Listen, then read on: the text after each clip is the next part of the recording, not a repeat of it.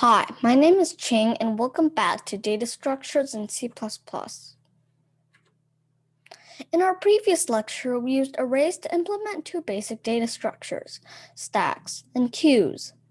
But not every data structure can be implemented using arrays. There are some limitations with arrays. Today we are going to talk about those limitations and why we need linked lists. Then we'll introduce singly linked lists and give detailed implementations for the insert, find, delete, and traverse functions of linked lists. Let's take a step back and think about the problems with arrays. For arrays, you need to allocate contiguous memory. For large arrays, this can easily fail if the memory still has lots of empty spaces but not contiguous. It is not a trivial task for the system to maintain a contiguous memory space. A more obvious problem is it's very hard to insert and delete items from arrays. If you insert an item, everything after it will shift right. If you delete an item, everything after it will shift left to fill the empty space. And lastly, the array has fixed size once it is created. It cannot grow or shrink dynamically. So it is often either too small to fit the data in or too big to waste a lot of memory. Now introducing singly linked lists. Linked lists are a series of connected nodes. Each node contains data and then a pointer to the next node. To specify the starting point of this list, you need a head pointer to the first node in the linked list. Every node keeps a pointer to the next node, except the last node at the end of the list where it points to an empty object. In C++, the empty object is represented as the keyword null, and we use the null symbol in our illustrations. Here's an example of singly linked lists, where each node contains an integer data. This linked list is called singly because there is a single link between each node. We will talk about other types of linked lists later. Now let's see how to define a C++ code. Here's the node class. To keep it simple, we just use an integer as data and then a pointer to the next node. Here's the list class for our linked list. It first defines the constructor and destructor, and a helper function to check whether the list is empty or not. Then it defines the core operations on a singly linked list: insert node, find node, delete node, and display list functions. This class only has one member variable, the head pointer, to track the first node in the linked list, because everything else can be accessed from there. Here's the insert node function for the linked list class. In this example, the function tries to insert a new node containing the value x at the position specified by index. It returns a pointer to the new node.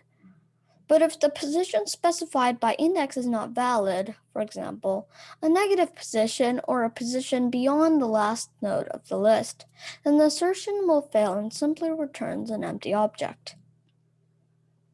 This function will be implemented in 4 steps. First, we need to find the node at the position of index -1. We call that the predecessor. Second, we need to create a new node which contains the x value passed in. Third, we need to assign its successor to the new node's next pointer. Last of all, we need to assign the new node to the predecessor's next pointer. This is all we need to do to insert a node to the middle of a linked list. But not all insertions happen in the middle of the list. Here are the 4 possible cases for inserting a new node in the linked list. However, the implementation doesn't need to handle all 4 cases separately. It only needs to handle 2 scenarios. These are the cases for inserting as the first node in the linked list. You can insert into an empty list, or you insert at the front of the linked list. This code will be the same. Then you have the cases for inserting at the middle or at the end using another piece of code. Here's a sample code for inserting a node into a linked list. This is just the code for the steps we explained in the previous slide. First, you locate the predecessor, which is at the index -1. But if that doesn't exist, we return null. Second, you create a new node which contains the data x. If the index is 0, then you insert the new node at the head position and update the head as the new node. If the index is not 0, then we found a predecessor. You insert the new node after the predecessor. Now let's talk about finding a node in a linked list. This function tries to find the first node whose data is equal to x. If found, it will return the position of the node. Otherwise, it will return -1. First, we create a node pointer to the head of the linked list. Second, we create an integer variable to track the current index, which starts from 0. Then we make a while loop and traverse the linked list until either we found the node or we reach the end. Finally, we check if we found the node. If so, we return the current index of the found node. Otherwise, we return -1 to show that the value was not found in the list.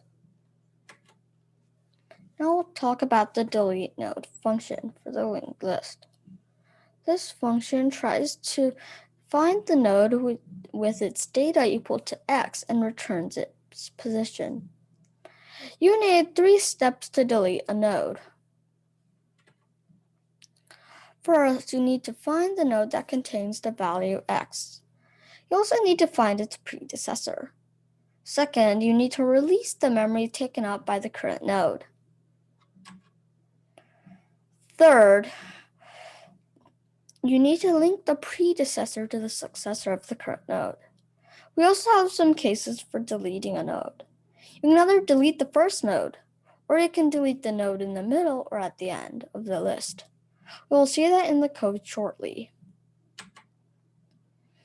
Here's the sample code for the delete node function. First, you find the node which contains the value x, and keep track of its position and predecessor.